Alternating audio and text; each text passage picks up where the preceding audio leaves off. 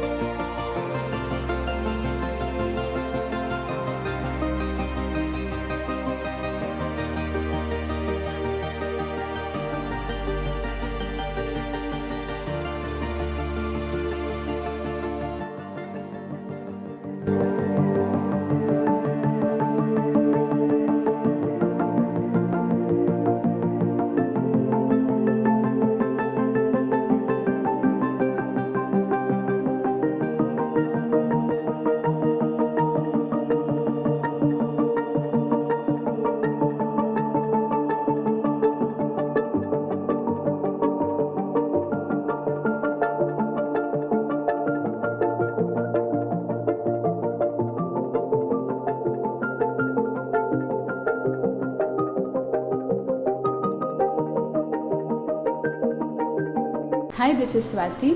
Like చేయండి, share చేయండి, comment చేయండి అండ్ సబ్స్క్రైబ్ చేయండి GR TV. Hi, this is Monica. Please like, share and subscribe GR TV.